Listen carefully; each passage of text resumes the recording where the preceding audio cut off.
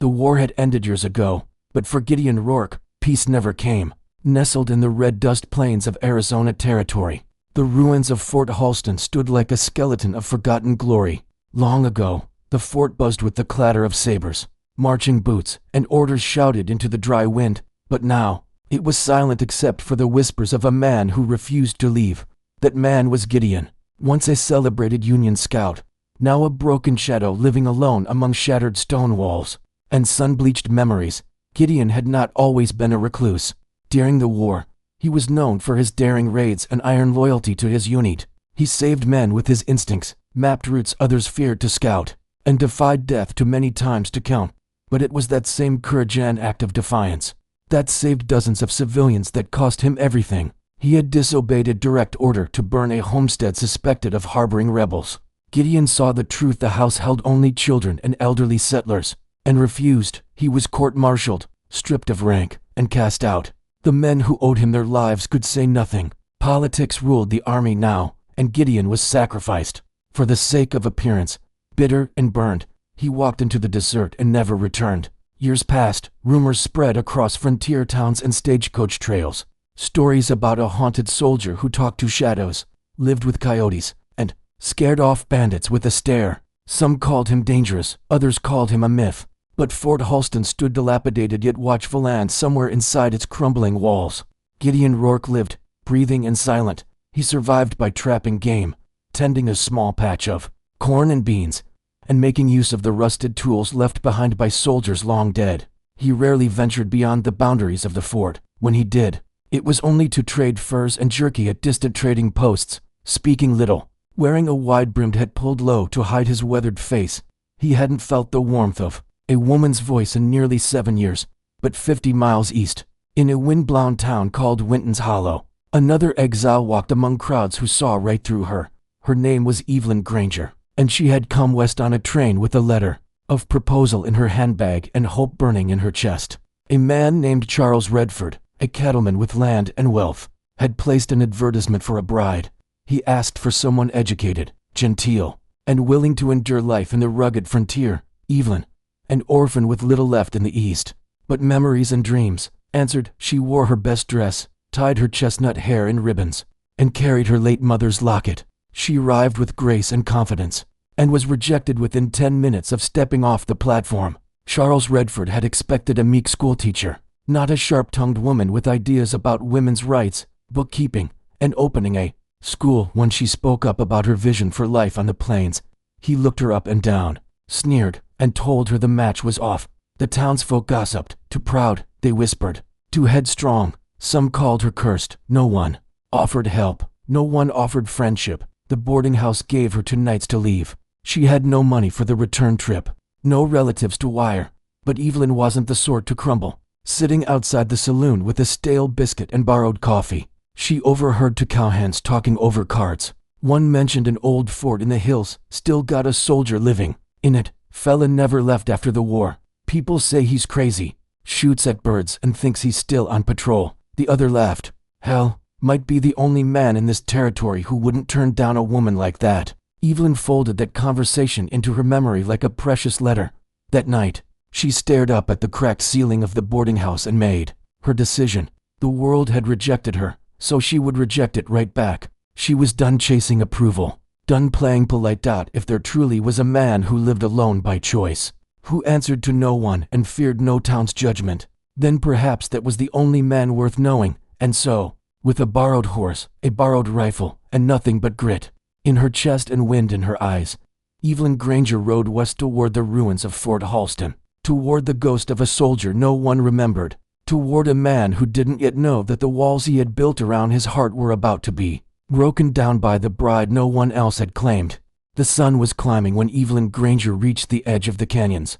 Her dress was torn at the hem, her boots caked in red dust, and the rifle tied to her saddle felt far too heavy for someone who'd only fired 1 shot in her life. But she sat tall in the saddle, her chin held high, eyes searching the rocky ridges for signs of the old fort. The map she'd borrowed was vague, scrawled by a trader who'd last seen Fort Halston 10 years earlier.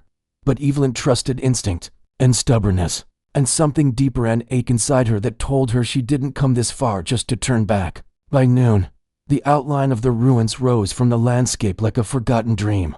The walls were crumbling, the gates sagging, but it was unmistakably a fort, and somewhere inside, a man lived who had not spoken to the world in years. She dismounted slowly, legs shaking. She tied her mare to a cactus and stepped toward the entrance.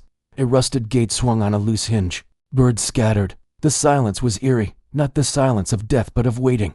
Watching. "Hello?" Evelyn called out, her voice loudened. "Sure. Nothing answered. She stepped further in.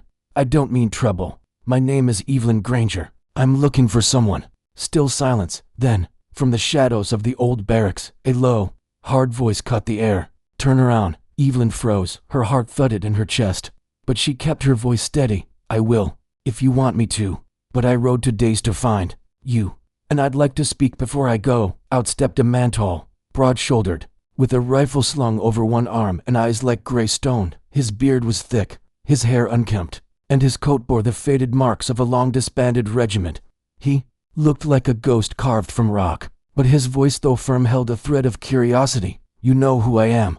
"I know stories," Evelyn said. "They say a soldier lives out here, that he never left after the war, that he shoots at crows and talks to himself." Gideon's jaw tightened. "So you came for a story?" "No," she said, stepping closer. "I came because no one else wanted me. Because the people in Winton's Hollow think a woman with a brain should be sent back east. I came because I figured the only man who might understand what it feels like to be unwanted is you." He looked at her long and slow, and for the first time in many years, Gideon Rourke didn't know what to say. The first night, she slept outside. Gideon offered her a blanket and nothing more. She didn't argue. She made a small fire and brewed coffee from what little she had. He watched her from the doorway, not saying a word. The second day, she cleaned out one of the abandoned rooms, brushing away the dust, fixing the door hinge, and laying her coat over the cot. Gideon watched, still silent. On the third day, she cooked beans and shared half with him. He grunted, took the bowl, and sat beside her by the fire. They ate without speaking, but something shifted in the air. The silence no longer felt like a wall, it felt like a truce. It wasn't until the fourth morning that Gideon finally asked, "Why didn't you go back?" Evelyn looked up from where she was boiling water. "Because I have nothing back there, and because I believe people deserve a second chance, even the ones the world has given up on." He didn't answer, but something in his eyes softened, just a little. Days turned into weeks. Evelyn helped patch the roof of the supply shed. She started planting herbs in the sunniest part of the fort's yard. She even mended Gideon's old coat, sewing the ripped seams with thread she bartered for using a rabbit's skin. Gideon began to speak more. He told her how the fort used to house 300 men, how he had once been trusted with maps and missions, how everything changed after the court-martial. He didn't say much about the betrayal, but his pain bled between the lines. Evelyn didn't pity him. She simply listened, and in return, she shared pieces of herself, how her father raised her to read every book he owned, how she lost her mother to typhoid, how she had believed in fairy tales until the man who sent for her turned her away, without a second glance. "People like us," she said one night, "we don't fit where we're supposed to, but maybe we fit here, where no one else wants to be." Gideon didn't reply, but he didn't look away either. And Evelyn knew she'd finally found the one place where her voice mattered, even if the man beside her didn't know how to say it yet. The summer rains came without warning in the high desert. One moment the sky was an endless ocean of blue, and the next, it had turned to bruised gray and roared with thunder. Evelyn had just finished hauling water from the creek when the clouds split open. She dropped the bucket and sprinted for shelter, skirts clinging to her legs as lightning forked above the canyon. Gideon met her at the gate of the fort, already soaked himself, eyes scanning the horizon. "Get inside," he barked over the wind. They slammed the door of the old officers' quarters just as the downpour hit full force, drumming the roof like hooves. Rain leaked through the cracked ceiling, dripping into pots and tin pans they'd set out in the corners. The fire flickered low, and the room glowed with shadows. Evelyn peeled off her wet coat and hung it near the hearth. "Well," she said, brushing hair from her face, "guess I won't be tending the garden today." Gideon crouched near the flames, tossing on another log. "This one's a monster. Might last the night." Outside, the wind howled, sweeping through broken slats in the shutters. The fort, already lonely, felt even more cut off from the world. But, inside, something had shifted. They sat on the floor by the fire, backs against the stone wall, close enough to feel each other's warmth. The The storm created a kind of intimacy unspoken, but heavy in the air. I used to like storms, Evelyn said softly. Back in Missouri, my mother would light candles and tell stories when it rained. She said thunder was God moving furniture. In heaven, Gideon gave a rare half-smile. My father said it was cannon fire meant to remind men that war never sleeps.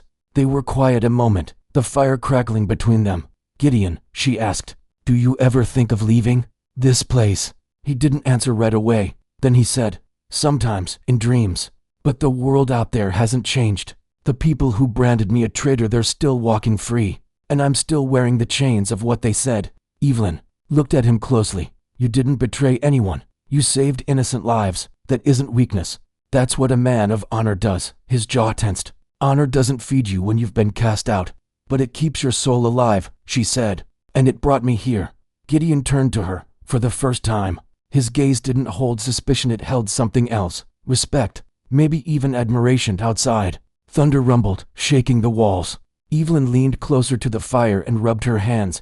Do you mind if I ask something personal? Go ahead. Why didn't you leave even after the court-martial? You could have started over, changed your name, built a new life. Gideon stared into the flames. Because I didn't want a new name.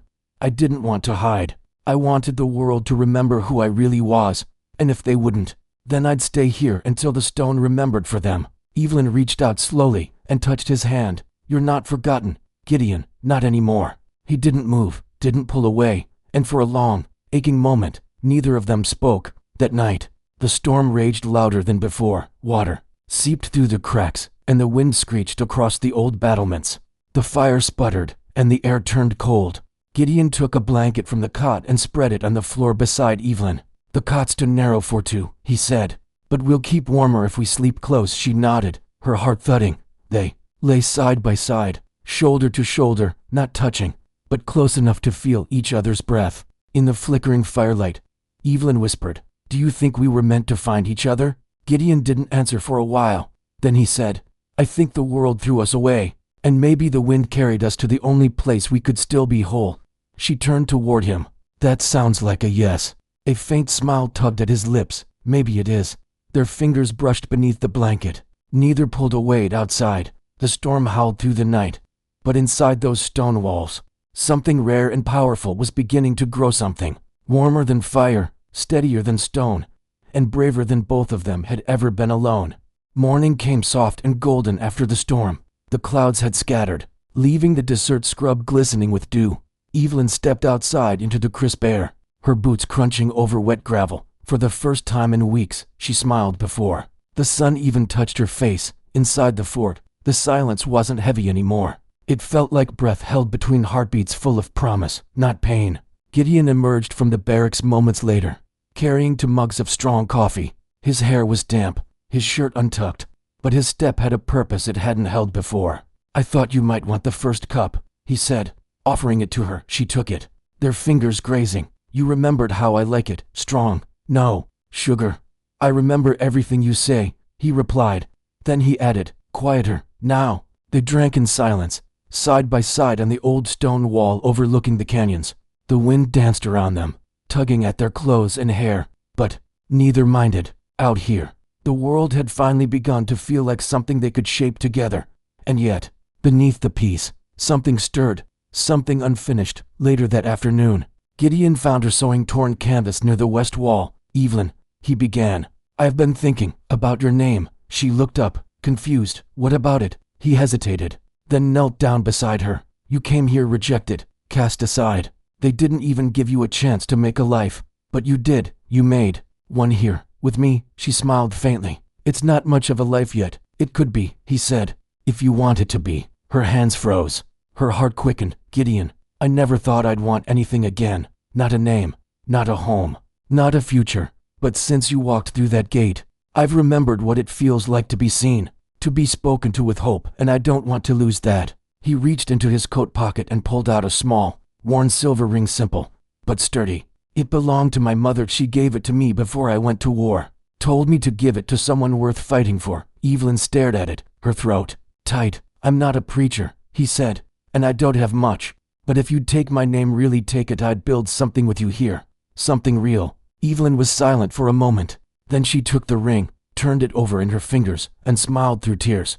"Only if you promise not to build the roof without me." He chuckled, relieved. "Deal." They sealed it not with a kiss yet but with hands clasped over the ring, trembling with truth. They had no witnesses but the wind and the birds and the old walls of Fort Halston. But that was enough. Word traveled slowly, as it always did in the West. Weeks later, a passing trader told the folks in Windens Hollow that the mad soldier up at Halston had taken a wife. Some laughed, others shook their heads, but a few remembered the girl who had arrived with too much fire in her eyes and not enough lace on her sleeves. They whispered, maybe she found the only man tough enough to deserve her. Gideon and Evelyn didn't care what the townspeople said. Together, they rebuilt the supply house. They planted rows of beans, squash, and corn. Evelyn started teaching reading and writing to children from nearby homesteads once a month. She even convinced Gideon to let a few curious travelers stop at the fort for water and shade. They didn't hide anymore. One evening, as they sat on the porch of their newly patched quarters, watching the sun sink below the hills, Evelyn said, "Funny, isn't it?" "What's that?" Gideon asked. "I spent my life thinking I'd find love in a white chapel with flowers and music. Instead, I found it in an abandoned fort with bullet holes in the walls."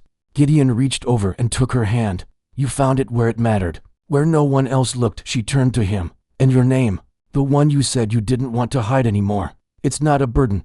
It's a legacy, one I'm proud to carry." For the first time in years, Gideon felt like his name, his life meant something again. And Evelyn, once the bride no one claimed, became the heart of a home built from stone and scars and second chances. Together, they found redemption not in the eyes of the world, but in each other, and that was more than enough. Autumn arrived with cooler winds and long golden shadows. The crops flourished. The fort stood stronger, and Gideon and Evelyn lived with a rhythm that felt almost like peace. But peace in the frontier was never guaranteed. It was borrowed, never owned. One morning, a rider appeared on the horizon. He didn't come fast, just steady like someone with purpose. Dust clung to his coat, and his horse limped slightly from exhaustion. Gideon spotted him through his spyglass from the watchtower, and immediately felt something in his gut twist. "Trouble?" Evelyn asked, standing beside him. "Not sure yet, but I know a man who rides without looking back carries something more than saddlebags." They watched together as the rider approached the gates and stopped just outside. Gideon descended with his rifle slung over his back, not raised, not threatening, just ready. The rider removed his hat, revealing a narrow face, deep-set eyes, and a scar that cut from his jaw to his ear. "Name's Miles Keene," he said. "Heard there was a man living out here with no flag, no allegiance, and no fear." "What do you want?" Gideon asked. Miles shrugged. "Shelter, food, maybe work, if you're offering." Gideon studied him. "And what are you running from?" "A bounty, false charges," Miles said with a crooked grin. "Same kind you were hit with years ago." Evelyn appeared behind Gideon, her eyes sharp. "How do you know about him?" Miles glanced at her. "I know a lot of things. Word travels, even out here. Some folks are curious what became of Gideon Rourke." That name, once buried under sand and silence, now hung in the air like smoke. Evelyn stepped forward. "He's not hiding, not anymore. So if you came here to stir trouble, you'll ride back with more scars than you brought." Miles chuckled. "No trouble, ma'am. Just thought a man like Gideon might want to hear what's happening in the world." Gideon gave a long stare, then nodded. "One night, you sleep in the outer quarters. You cause no harm, you stay fed." Miles tipped his hat. "Fair enough." That night, after supper, Miles told stories, some likely true, others painted with the kind of detail only liars or survivors use. He spoke of shifting power in the territories, of army officers being removed, of men being cleared posthumously for charges they never earned. "Your old commander," he said to Gideon, "the one who framed you, he's dead. Caught in a land fraud scandal." Gideon barely flinched. "Took long enough." Miles leaned forward. "There's talk of the army revisiting old trials. You might be exonerated, officially. That interests me, you being a ghost and all." Evelyn looked at her husband. "Would that matter to you?" Gideon sipped his coffee. "It would've, years ago. Now, I already have what I was fighting for." But Miles wasn't done. "They'll come looking eventually. When your name surfaces in the wrong room, they'll come. Let them," Gideon said. The next morning, Gideon found Miles in the stable, saddling his horse. "Leaving already?" he asked. Miles looked up. "I've got trails to ride. Just wanted you to know you've built something here. Most men wouldn't have had the guts." Gideon watched him for a long moment. You could stay, work the land, earn peace. Miles shook his head. Not my kind of life. But I'll carry word of you the right kind. People ought to know not all ghosts are meant to stay dead. With that, Miles rode off, disappearing into the same horizon he came from. Evelyn joined Gideon at the gate. You believe him? Some of it. Enough. She leaned into him. If they come, we face them together. He wrapped his arm around her. Always, together, they stood watching the dust settle. Whatever the world brought next, be it redemption, confrontation, or another stranger, they would face it not as broken outcasts, but as to people who had built something stronger than stone. They had built a life. It was nearly winter when the letter arrived. Evelyn was hanging herbs in the kitchen. When she heard the sound of hooves, a fast, urgent gallop, she stepped onto the porch and saw a young boy atop a lanky gray Mustang, eyes wide, clutching a satchel. Letter for Mr. Gideon Rourke, he shouted, pulling hard on the reins. Evelyn's heart skipped. It had been months since Miles Keene had passed through. There'd been no word since. But now something had found its way through the desert, something sealed and deliberate. Gideon stepped out, wiping his hands on a cloth. The boy handed over the letter, nodded politely, then turned and rode off like the wind had somewhere better to be. The envelope was plain. No stamp, no signature, just Gideon Rourke in sharp black ink. He stared at it a moment. Evelyn stood beside him. Well, she asked gently. I haven't seen my name written like that since the court-martial. He murmured. He broke the seal and unfolded the parchment. His eyes scanned the page slowly. Then again. Then a third time. Evelyn waited. Is it bad? No, he said. Just strange. He handed it to her. To Gideon Rourke. You are hereby informed that your military record is under review by order of the Western Command Oversight Committee. New evidence has emerged regarding the Holston Creek incident and the actions of Lieutenant Colonel W.R. Hadley. Multiple testimonies and documents suggest your court-martial was based on false or incomplete information. Should you choose to respond, a representative will be dispatched within 60 days to hear your statement and assess the viability of reinstating your rank, pension, and public exoneration. This is not a summons. You are not required to comply. Respectfully, Samuel Grant, Office of Veteran Affairs. Western Command. Evelyn folded the letter carefully, her brow furrowed. That sounds like justice. Gideon didn't answer right away. He stared out across the hills. The sun was low, and the light cast long shadows over the fort. I'm not sure it matters anymore, he said. Evelyn looked at him. Of course. It matters. To who? He asked, turning to her. The men who turned their backs on me are long gone.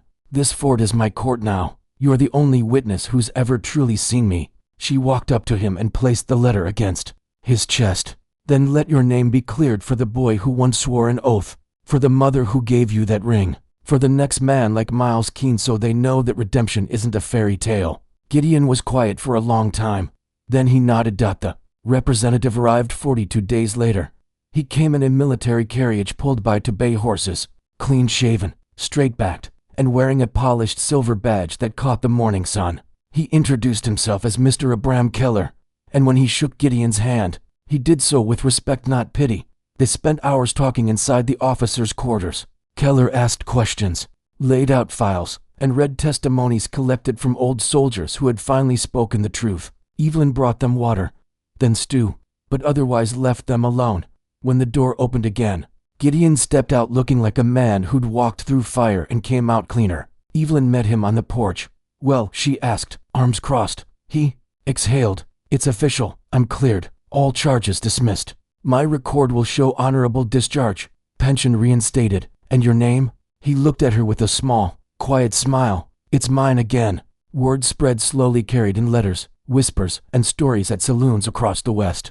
Gideon Rourke, the ghost of Fort Holston, had been vindicated, but he didn't leave the fort. He and Evelyn stayed. They turned the old barracks into a way station for travelers. They planted more crops, built a second stable, and welcomed wanderers with sore feet and tired eyes. Some stayed for a night, some for weeks. And with each visitor, the legend changed. No longer a mad soldier in the hills, Gideon became something else, a man who had suffered, endured, and rebuilt with a woman who gave him more than redemption. She gave him roots. As for Evelyn, she became a figure of her own, the woman who chose a ruined fort over a rich husband, who built a home from ashes and turned silence into laughter. Together, they proved that even in a world that forgets, love remembers, and that sometimes the only name worth keeping is the one you earn twice, once in pain and once in love.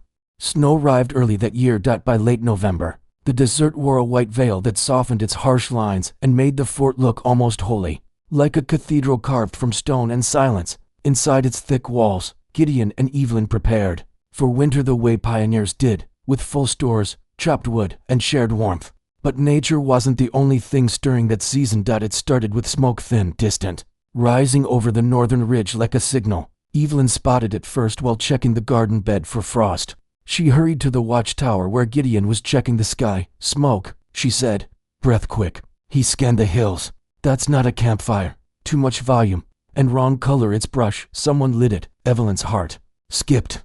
Could it be a wildfire? Gideon shook his head. Not in this cold. Somebody's burning something.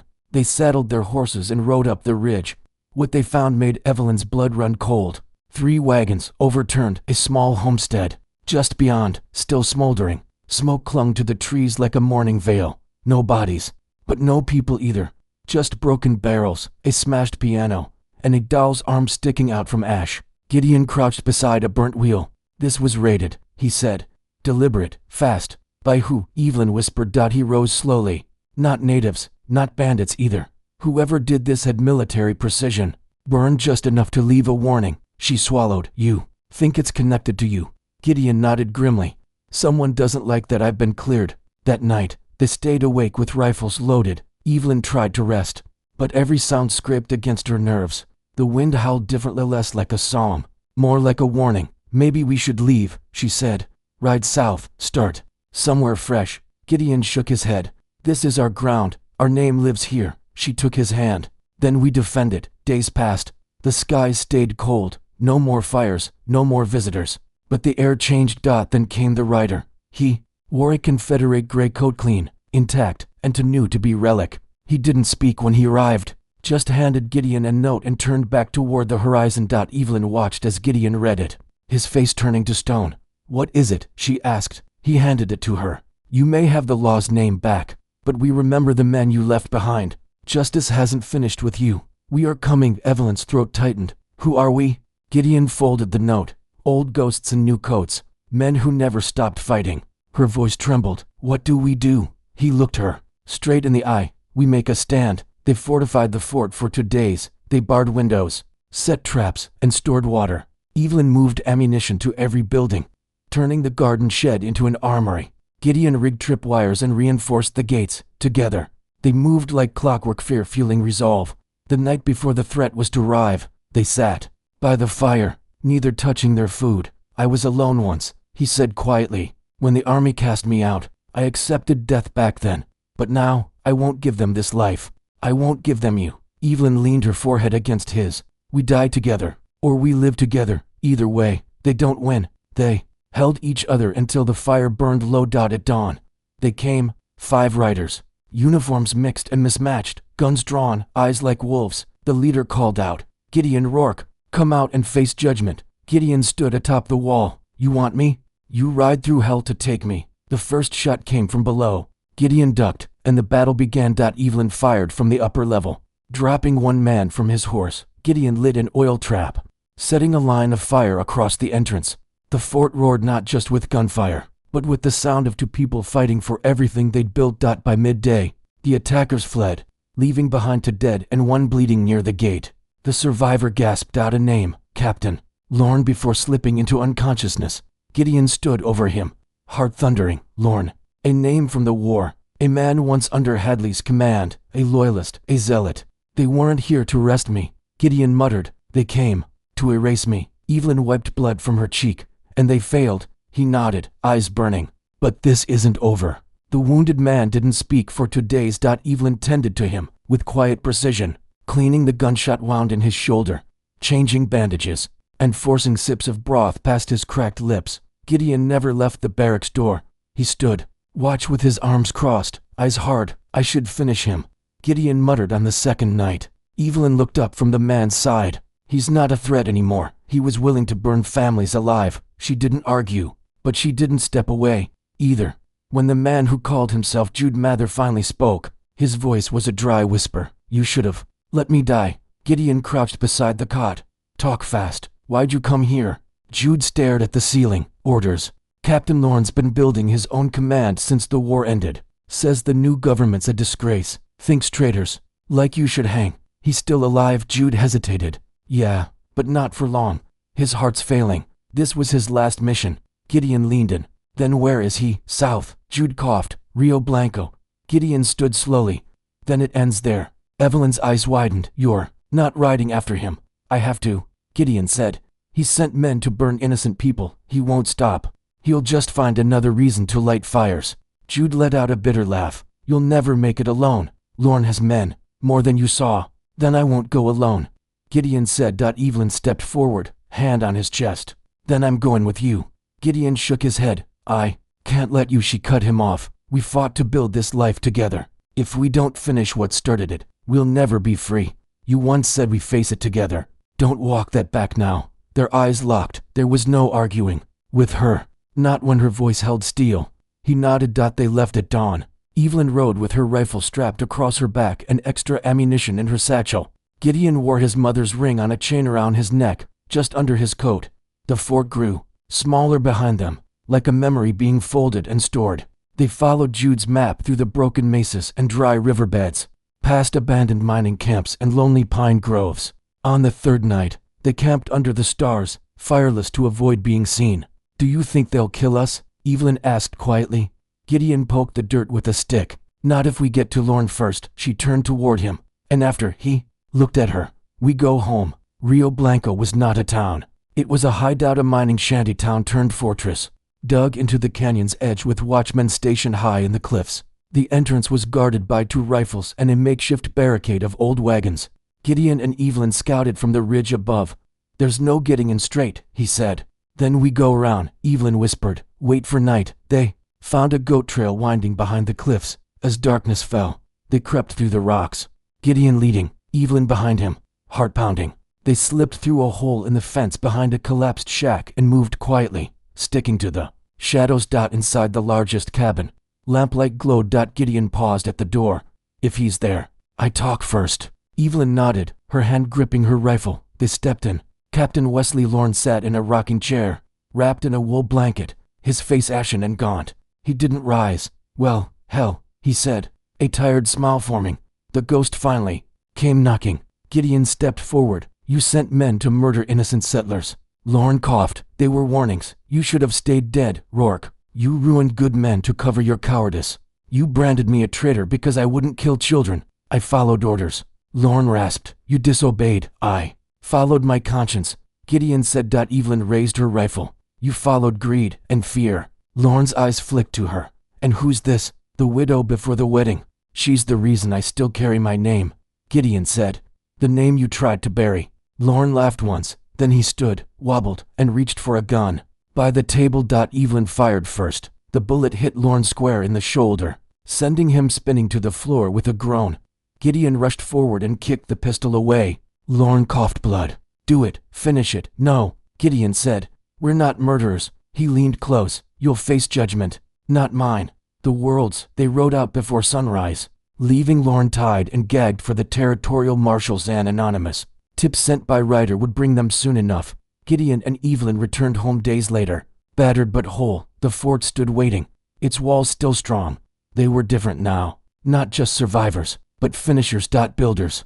Winter settled over the canyon like a long sigh. Snow covered the fort's courtyard, softening the outlines of old stone and half-rebuilt sheds. Smoke curled from the chimney, and the once silent halls now echoed with warmth, boots thudding on wooden floors, laughter from the kitchen, the scent of stew rising through the cold air. Gideon and Evelyn had returned from Rio Blanco to find their lives waiting but changed. Just like them, they had done more than survive. They had ended something, and now, they were ready to begin. The first knock came in early January. A family of 5 parents and 3 children stood at the gate, shivering. With tired horses and hollow eyes, they'd fled a failed farm farther east, where debt collectors had burned everything but the land. Evelyn opened the gate. Come in, she said, wrapping a shawl around the smallest girl. There's room here. Gideon helped the father with the wagon, hauling in supplies, building a fire. That night, they gave up their own bed and slept on the floor, shoulder to shoulder. as the children whispered stories and the wind howled beyond the stone walls. A week later, more came. A war widow named Mary with twin boys. A blacksmith with a limp and sorrow in his voice. A preacher who had lost his church, but not his faith, all of them carrying something broken. All of them hoping this strange, stubborn place might take them, and it did. Gideon and Evelyn opened every door. By spring, Fort Halston had changed. The broken-down outpost had become a villager refuge. Tents rose near the stables. The old barracks were converted into homes. Children ran through the courtyard where once only silence lived, and Gideon, the man once branded a ghost, stood tall among them, not as a leader he'd never wanted to be, but as the man everyone trusted when trouble crept close. Evelyn organized lessons in the mornings, teaching letters, numbers, planting, and storytelling. At night, she played harmonica by the fire, and Gideon would sit nearby, head bowed, sometimes carving wood, sometimes just listening. They had no church, no mayor, no soldiers, but they had something stronger, a community built, not by power but by pain, by healing. By choice. One evening, Mary approached Evelyn with a question. Do you ever miss the world, the towns, the fine dresses and shops? Evelyn smiled, watching the orange sun slide behind the ridge. I did once. I don't anymore. Why? Not because I found everything I was looking for right here. She turned and looked across the yard. Gideon was lifting a beam into place with the help of the blacksmith. Sweat on his brow, sleeves rolled. Laughter in his voice, laughter she hadn't heard in the first weeks of knowing him. Now it came freely, lightly. Not even the man he used to be. Something better, something earned. Evelyn whispered, the world forgot us, but we remembered ourselves. In late spring, a letter arrived, this time with a stamp. It came from the office of the Western Command, a formal note declaring that Fort Halston had been transferred to Gideon Rourke by special legislative action, recognizing it not as an outpost of war, but a place of civil restoration and settlement. It ended with a single phrase, let this land be returned to the man who never left it behind. Evelyn read it twice, then she handed it to Gideon with tears in her eyes. It's yours. No, he said, it's ours. That night, under a canopy of stars, Gideon stood on the same old stone wall where he'd once watched the desert, with suspicion in his heart. Now, he watched with gratitude. Evelyn joined him, wrapping her arm around his. Below them, fires glowed, voices sang, children squealed. There were no uniforms, no rifles, only life. What do we call this place now? Evelyn asked. Gideon looked down, thoughtful. Then he said, Halston was the army's name. He turned to her. You name it. Evelyn smiled slowly. How about Redemption Ridge? He laughed softly. Fitting. They kissed beneath the stars, and far below, in the courtyard of what had once been ruins, the next chapter of their story was already being written by every soul who had once been lost, but found home in the arms of two people who refused to be forgotten. Years passed. The West changed. Railroads cut through the hills. Telegraph poles lined the trails once used by wagon and whisper. Towns sprang up where only dust had reigned, and laws replaced legends. But deep in the canyons, at a place once known only to ghosts and wounded hearts, Redemption Ridge lived on. The fort had long since shed its uniformed past. The stone walls were now covered in vines. Chickens scratched in the courtyards. Children laughed in the same spots where soldiers once drilled. The sound of gunfire was replaced by music, hammers, and hope. At the heart of it all stood Gideon and Evelyn Rourke. No longer just survivors, no longer outcasts. Now they were something else entirely. Founders, keepers, symbols of what the broken could become. Evelyn sat beneath the cottonwood tree that had grown tall beside the well. In her lap, a book, her journal, leather-bound and worn at the edges. In it, she had written the story of their lives. From the day she stepped off that stagecoach with no name, to the fire in the hills, to the first child born inside the walls. Gideon joined her quietly, a carved cane in his hand. His hair had gone silver at the edges, his face lined from years under the sun. But his back was still strong, and his voice still carried when he stood before a crowd. He sat beside her, looking over the land they had built. 60 people now, he said. Not bad for a forgotten soldier and a rejected bride. Evelyn smiled. 60 stories, all with roots here. A moment of silence passed between them. Then Evelyn asked, do you ever wonder if it was fate? He shook his head. No, I think we made this, with every scar, every choice. Fate only matters when you're still waiting to be found. She closed the journal. Then we leave a record, for those who come after, so they don't forget what we paid to build this piece. He nodded. Let them know this was more than a place, it was a promise. That summer, Redemption Ridge held its first festival. No one knew quite what to call it. Was it Founders Day? Gideon refused that title, too proud. He said, "We didn't found anything. We just stayed when others left." So they called it Remembrance Day, a time for stories, for names. Once cast out, for wounds turned to wisdom. They lit lanterns at dusk, one for every soul who had passed through the fort, some who stayed, some who didn't. Evelyn read aloud from her journal by firelight. Children passed flowers through the crowd. Gideon stood quietly at the edge, hands in his coat, eyes damp. When she finished, the whole canyon seemed to hold its breath. Then someone began to sing a slow, sweet hymn once sung by Evelyn's mother. Others joined in, soft at first, then stronger, until the stars seemed to lean in and listen. And in that moment, it was clear. This place was no longer a refuge for the forgotten. It was a place where legends were made real. Years later, when Gideon passed on a quiet spring morning, he was buried beneath the cottonwood tree. Evelyn placed his mother's ring in the dirt with him, curled inside a carved wooden box he had made with his own hands. The whole town came. They didn't dress in black. They dressed in denim, buckskin, and white cotton the way he would have wanted. They sang. They laughed. They told stories about the soldier who chose mercy over glory, and the woman who gave him back his name. Evelyn lived on another year. She passed with the journal beside her bed, open to a page that read, "We were not chosen, we chose. We were not saved, we saved each other. And we were never alone, only waiting for the ones who would stay." The children of Redemption Ridge grew. The fort became a township, then a legend. School teachers told the story of the soldier who had no army, and the bride with no groom who found each other in a broken place and made it whole. And sometimes, when the wind blew just right through the canyon, folks swore they could hear Evelyn's laughter from the old stone wall, or the faint creak of Gideon's rocking chair on the porch. They weren't ghosts. They were roots. And Redemption Ridge would never forget them.